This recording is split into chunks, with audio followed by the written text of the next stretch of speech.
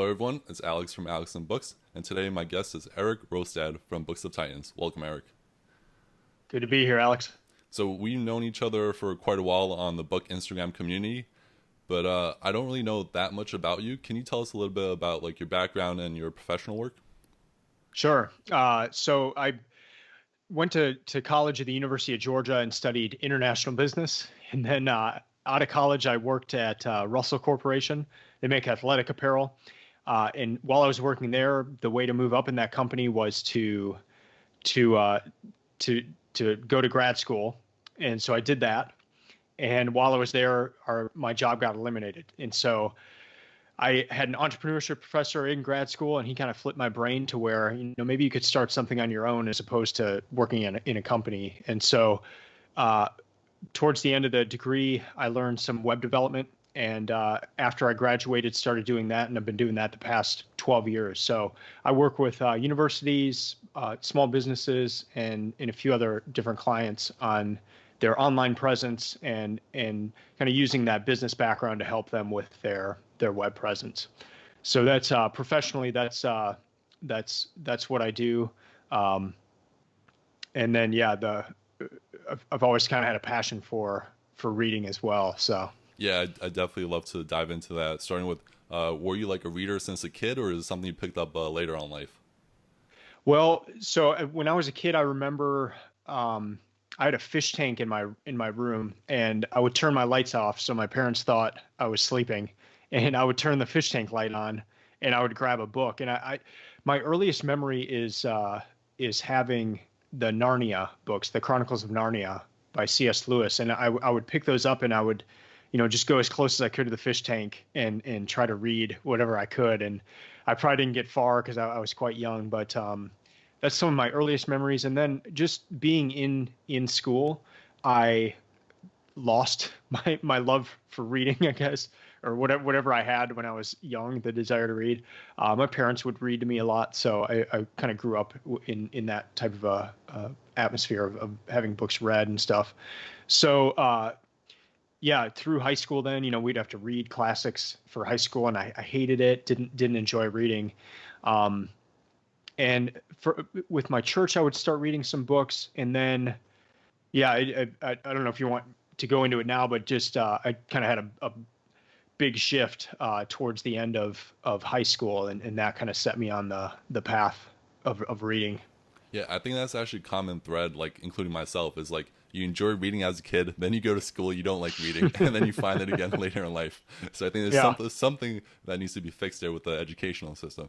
But yeah, yeah. I'd love to dive into it. A lot of people reference it like a hinge book, like the book that got you Mhm. back into reading. What was that book for you? It was The Sacred Romance, Yeah, and this is a book by John Eldridge. Yeah, there it is. yeah, got it. Nice, nice. So yeah, I heard John Eldridge speak that would have been like 1998.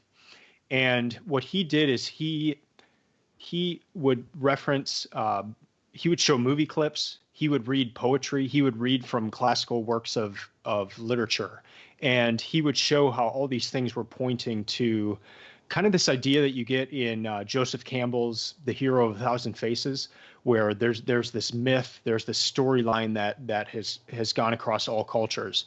But what he did is he tied it to the Gospels, and he tied it to Christianity and Jesus.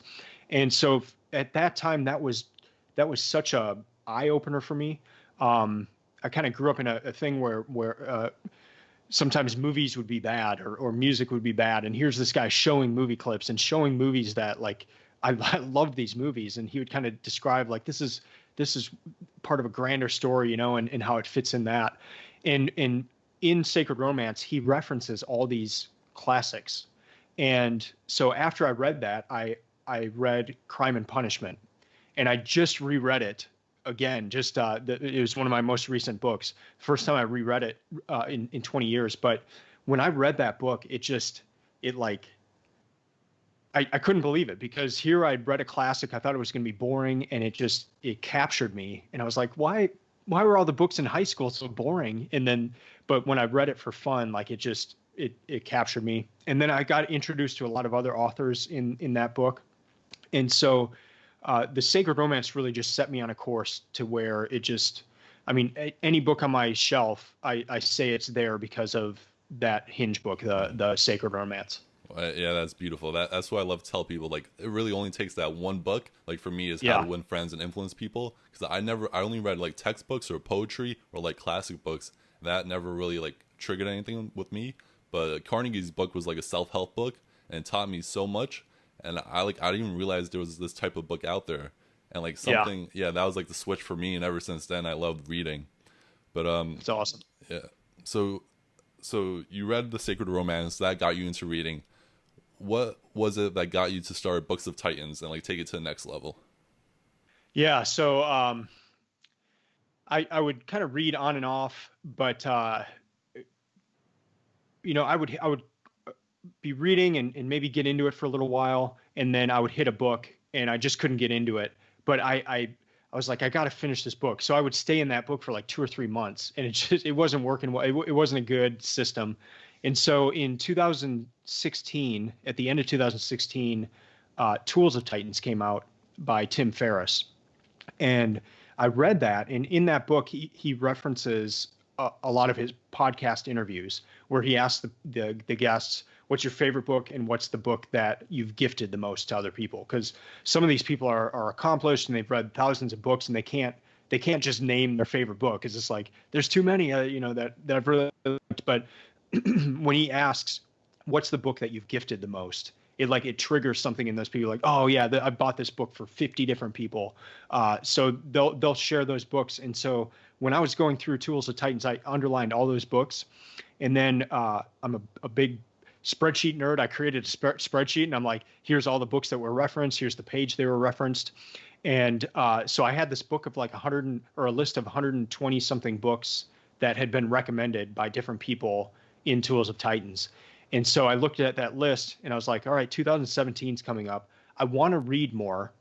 Um, I would love to read every single one of these 120 plus books, but let me set a challenge, and I'm gonna challenge myself to do one book a week, and it's only going to be from this list. So I picked 52 books from that list of 120, and then I randomized that order, and then I read the books in that order for 2017, and so that was the start of the Books of Titans project. And when I told my brother-in-law about it, he said, "You should do a podcast, and I'll do it with you, and I'll read the books with you as well, from the list that you chose." So that's what started the podcast then, and it's just kind of gone on from there. But that's really what started it, is just getting a curated list of books in a way, because in Tools of Titans, it's like, these are the top performers and these are the books that influence them the most. Maybe if I read these same books, like, it'll influence me in a similar way. So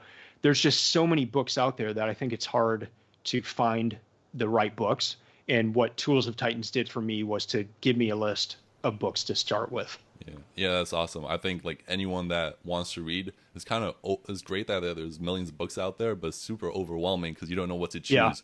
And what you did was basically create like bar like this filtering system. It's like, hey, these top performers, what are they reading? And then I'll read Mm-hmm. based on those recommendations.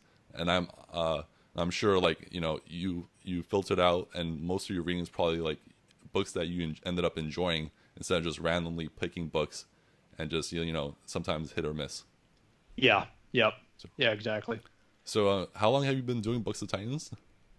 So I started 2017, and then I've done 52 books per year. The first year I made it through 51 of them. The second year, 48, and then the third year, last year, I got through all 52. That was the first year. So the goal is always 52. I don't always make it. So, and the other thing about that is the books are such different sizes that what I do is I just add all the pages together of those 52 books and then just divide it by 365. So usually after I've chosen 52 books, I need to be around 47 or 48 pages per day. And so that's kind of more my gauge. It's not, I need to read one book a week, because like Crime and Punishment took me 2 weeks. Some of the books take longer. Some take a day or 2 days. And so I just know that I need to be around the 47 page mark. So yeah, I'm in my fourth year of Books of Titans Okay. now. And so since when you started Books of Titans and where you are now, how do you say Books of Titans has changed your life? Um, I think the main thing is, and this is the complete opposite of what I thought would happen, um, is it's clarified my thinking in a way that I guess going into the project, because I'd never read close to 52 books per year, and so I thought that if I started to do that, that I would get overwhelmed, and that it would just almost be too much to take in. And so going into it, I was actually fearful of that. That I'm reading great books, but it's like it's just too much information, and it would kind of overwhelm me. But what actually happened is I started seeing common themes across a variety of books. So I would see certain themes that would show up in a work of classic literature, and then I would see that same theme in a book about productivity, and then that same theme in a biography. And so it's like, okay, this is a really important idea if it's showing up in all these different types of books. And so it, where I thought it would overwhelm me, it actually like helped clarify my thinking, and I guess clarify what is important. And then you kind of start seeing these different trends or these different ideas pop up in different books. Um, and so I'd say that's the biggest thing is it's helped me become a better thinker. And I think the next step is to actually write more of this stuff down and to be able to get the thoughts out that way. But yeah, that's been the biggest Yeah. change, I would say. Yeah, I think that's great. I know Elon Musk tweeted something like a week ago. He said knowledge is like a tree, and you want to like kind of see like where the branches go and like what connects. And like Mm-hmm. there are a ton of books out there where it's written by like different authors and they have like different stories, but the overall message of the book is the same. And it's Huh. like just finding those similarities and parallels. And yeah, there's like multiple books that you could read to learn the same lesson. So I think that's one Yeah. thing I took away from my books. Yeah. Oh, that's cool.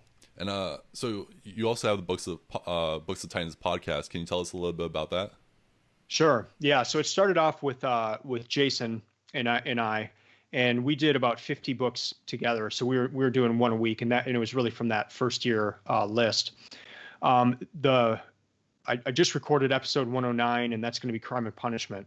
So the the second half of the podcast, the more recent 50 plus episodes, has just been me for the most part. And the structure of it is I kind of go into some details about the book, some things that stuck out to me, and then uh, I do the one thing at the very end. So it's three segments, and then the last segment of the episode is the one thing.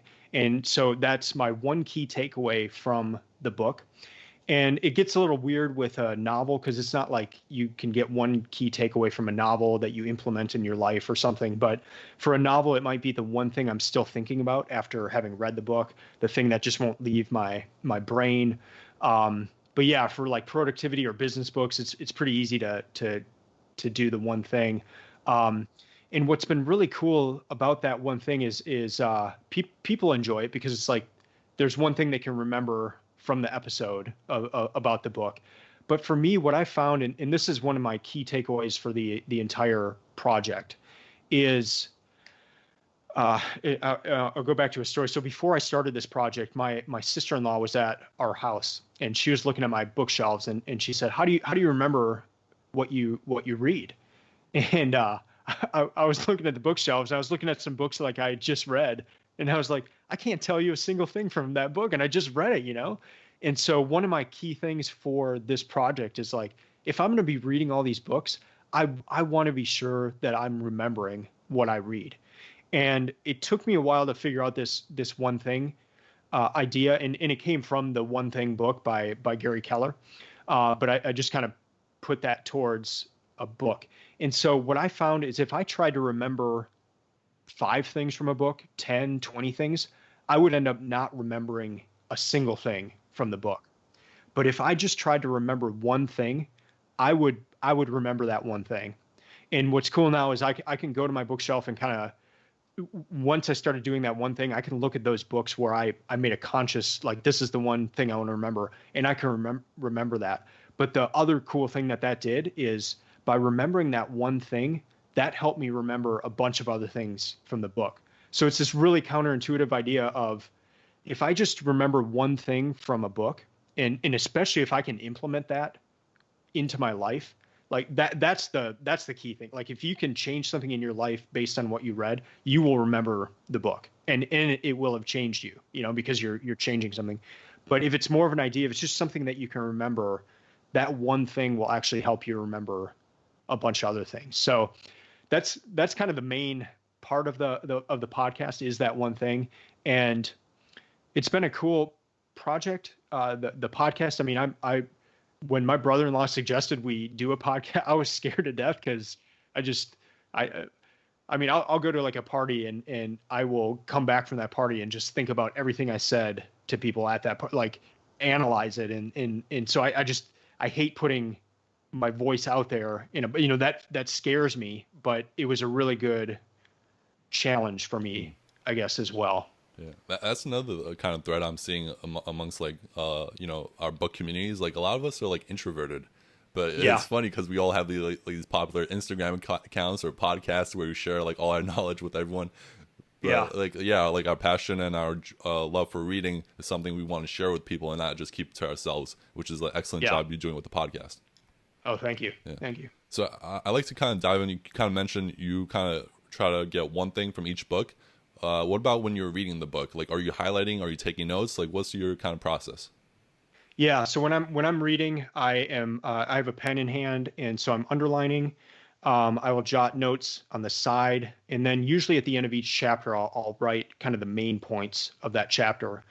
If it's something that I really want to remember, I write it in the back of the book.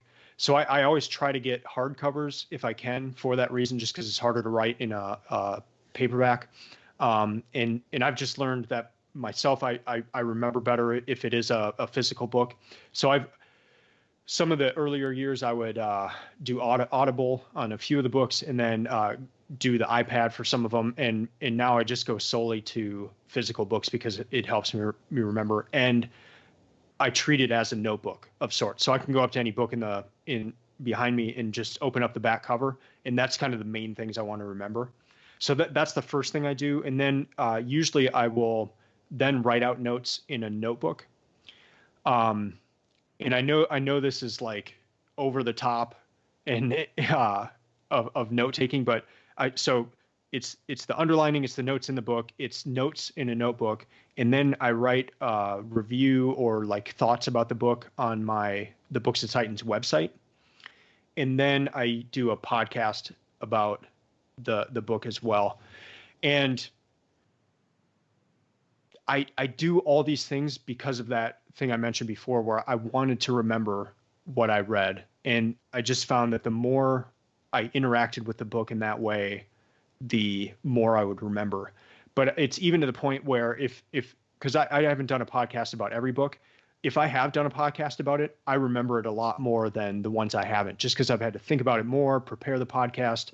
So for anyone that is wanting to learn or in remember better what they read, that's my suggestion, is just to do as many of those types of things as you can, and to prepare something, even if it's just for you. I mean, I almost, like with the podcast, sometimes just view it as a thing where I can go back. They're 30-minute episodes. I can go back. If I've forgotten the main lessons of a book, I can just go back and listen to it quickly as well. Because I'm just as apt to forget, even though I've read the book, So yeah, it's a process of a lot of different things, but it's funny that one thing idea has really been the thing that's helped me remember books the most, more than underlining, more than taking notes, more than doing the podcast. It's remembering one thing, like having that one key takeaway from each book. Yeah. Well, 2 points I just want to add on that. Like people, they always ask me like, how can I remember more of what I read? And I tell them like, if you want to remember more, you have to put in more work. Like you get what you give in. So that's And the second part is, this probably isn't the best way to phrase it, but we're all kind of very selfish, because like I write on my blog, I basically write my book notes so that I remember it. And if someone else enjoys it, good for them. And like same with your podcast, you do it so that you remember more of your book. But it's also a benefit that other people get to learn from what you're reading, and they kind of get a summary of their book, and it helps you remember more. So it's like a win-win situation for everyone. Yeah. Yeah. Yeah, that's cool. And I actually I was listening to one of your podcasts, and it was one where you mentioned a ton of reading tips. So I was wondering if you could share some of them here. Sure. The one I mentioned before well, I like the idea of having a reading list, and that's really helped me. It might not be for everybody, but setting that list in advance has been a huge thing, because what that means is I have to think about that list. And where I mentioned before, where I'd get stuck on a book and it would take 2 to 3 months, I really haven't had that happen in the last 4 years, because I think about these books so long. And so, like the year before the reading list for 2021, I'm thinking about what I want to be reading next year, the whole year. And so I end up having a list of like 150 or so books that I then narrow down to 52. So I've thought about these.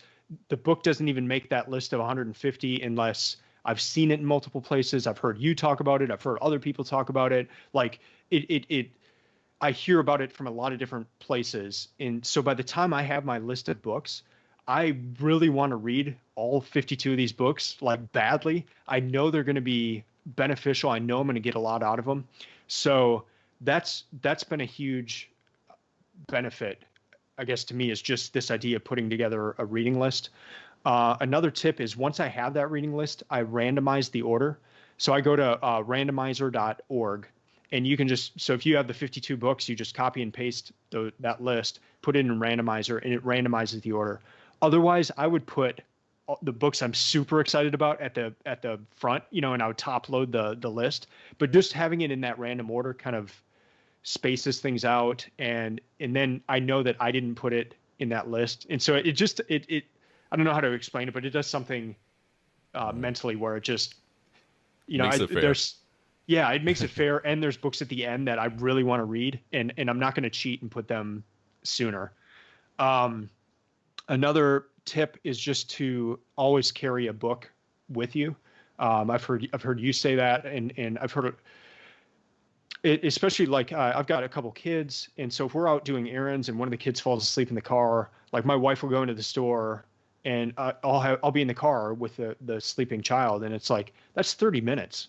And if I didn't have my book, I would have my phone out or something, and it's like there's these pockets of time throughout the day where those kind of things happen. And it might be really nerdy, but I mean, even if you're at the grocery store, you get into the line and there's 5 or 10 minutes, and like you just add all that time together, and there's a lot of time for reading. I guess the other thing is to not treat your books as sacred, in the sense of, I used to do that where I would never write anything in a book. Like I would not use a pencil, I would not use a pen. But just that act of interacting with your book and writing in it, and asking questions, like writing the questions in the margin, that was a big shift that I started with this project. Because I would treat books as almost like sacred, and not want to write in them. Yeah, just to add on that, yeah, when I first started reading, I wouldn't like touch my books. I wouldn't like highlight them. I wouldn't write in them. And then I pick them up nowadays, and it's like, there's nothing in it. It's empty, and like I barely remember anything in it. I was like, what's the point of reading it? Yeah, like, going back to that point, like the more you put in, the more you'll get out of it. Yep. And so you read, you've been doing this for almost like 4 years. I think you mentioned probably read over 150 books. There has to be a couple that haven't lived up to the hype, or you just didn't enjoy. Can you name a few of those? Yeah, one was Principles by Ray Dalio. I know they got a lot of hype. It's a safe space. Don't worry, we're all friends. Yeah, it is the right book for a certain person, and I would recommend it to a specific person. But that person would need to be an executive at a company with a lot of people, and that book is kind of a manual. That book is like, it's like, the best way I can relate it is in the Bible, this guy goes up to Jesus and asks, what's the most important law? And Jesus narrows the law down to 2 laws. Love the Lord your God with all your heart, soul, and mind, and love your neighbor as yourself. But there are also 600 laws that you could obey. Principles, that book to me is like the 600 rules. I like reading the principles. To me are like the two or three things that encapsulate all the other things. And there's a place for that type of book where there's the 600 different things. So it's helpful in that sense, but some books can be marketed very well and seem like they're a big deal. Uh, and so that was one of them. Another one, and it wasn't for this reading project, but I read it before. This reading project was 0 to 1 by Peter Thiel. And I just see people just love that book. And I don't know what it was. I did not like that book at all. And so those are a few that, and what's funny is I started the project based on recommendations from Tim Ferriss's podcast, and the books that Tim Ferriss himself has recommended have been some of my least favorites. So Yeah. it's kind of funny how all that works. Yeah, I mean, relating to the Principles book by Ray Dalio, I kind of felt similar about Robert Greene's book, where there's like so much information, it's a bit too much information. And Yeah. like, yeah, it kind of gets crowded. 0 to 1 I did enjoy, though. I have to say that. Yeah. But that's Yeah. what I tell people all the time. It's like, everyone has different experiences, and like one book that resonates with someone may not resonate with another person.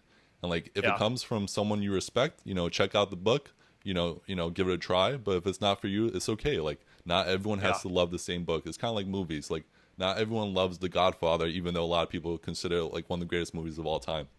Yeah. Yeah. So the one book I've hated the most of the entire project is Blood Meridian by Cormac McCarthy. It's intense, and it's like there's a lot of references to other literature, and so people in the literary world are like, this is amazing. It's there's so much going on, and I missed a lot of that stuff. I didn't get it, and then it's a unbelievably like violent book, and I'm careful with movies. Like pictures will stay in my head, and if I don't want those pictures in my head, I just careful with movies, and I try to be careful with books as well. And this book just put things in my head that I did not want there. But it's like a beloved book by a lot of people, and that's my least favorite book of the entire project so far. So Gotcha.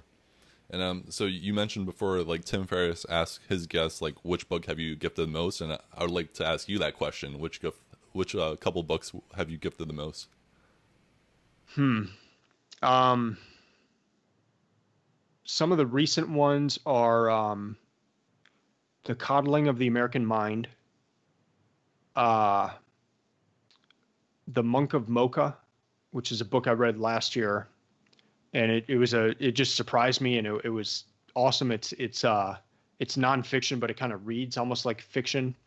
Really interesting story. I bought that for a few people, and one guy I bought it for had not read a book since college, and he read that book, and it just he like started crying when he finished reading the book, and I had no idea. Like the book is about coffee, in a guy's quest to go back to his family roots in Yemen to revive a coffee culture, but there's a civil war going on in Yemen, and it's just a mess, and there's terrorists and all that. And so I got him this book just because he works in the coffee industry, and I was like, oh, he'll like this book. I had no idea. And he's like, dude, can we get together? We got together, and he's like, this is the first book I've read since college. And now he's starting to read books and stuff. And so you never know, kind of to that idea, what you said before, like you never know the one book that is going to flip things around for somebody. And so yeah, when I'm reading books, like if I'm thinking about somebody while I'm reading it, I'll usually just buy the book for them because like I think they'll like it, and it's amazing. And then it just brings up some really cool conversations when you do that with people. Totally. It's like we're kind of, we're spreading, we're kind of like encouraging other people to read by like gifting books. Like I love doing book giveaways, and like every now and then I'll get like a note or a letter being like, hey, I really love this book, it really impacted me, thank you so much.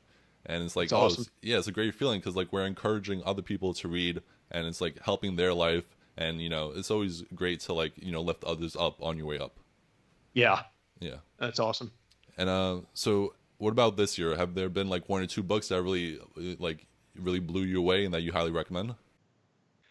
Yeah, well, I started the year reading the Bible. I've never read the Bible just straight through.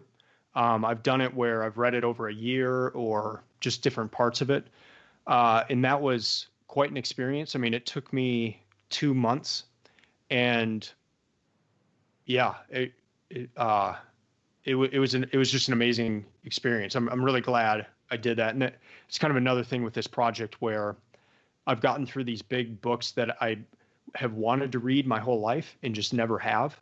But when you put it into a reading list, it's like, okay, this is one of the books. I just need to get through it, and I need to read about this number of pages per day, and I'll get through it. So that was one of them. I just read Crime and Punishment, and that podcast releases tomorrow morning. That is just an unbelievable book. I just read, my wife's favorite author is George MacDonald. I just read one called The Highlander's Last Song. I just finished that a few days ago. And yeah, that's on another level. Like C.S. Lewis's favorite author was George MacDonald. And he said he called him his master. And C.S. Lewis was just known to have been one of the most well-read people. And for him to call one particular author his master, it's like, I gotta read this guy who is the master, you know? And, yeah, that was a really interesting book. I read, it's funny, and back to that randomization thing, I almost think there's like a divine finger on that randomization at points, because I read the Ta-Nehisi Coates book, Between the World and Me, and right before all these protests started happening and stuff, and that was amazing time to have read that right before all that. So that one was a big eye opener. Yeah, so those are kind of the ones that have really stuck out so far from this year. Awesome. Yeah, and I love what you're doing with the project, kind of like filtering through all the books that Tim Ferriss recommended, and then I'm kind of using you as a filter because I actually picked up The Reading Life by C.S. Lewis and Frederick Nice. Douglass, the narrative of Frederick Douglass, and two books that I loved and I would highly recommend people to read. So I love how you're reading someone's recommendation list and recommending books, and then I'm following your recommendations. So Yeah. we're all reading here.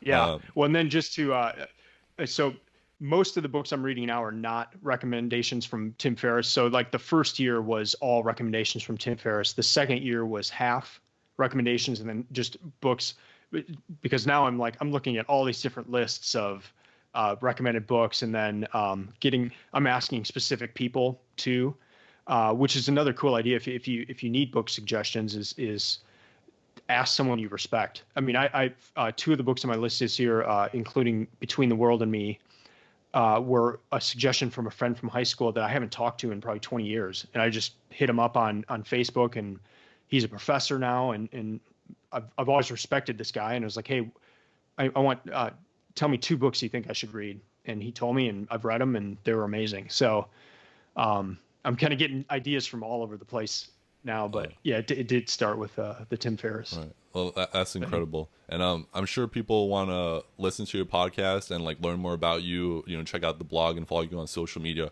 Where would you recommend people to go to?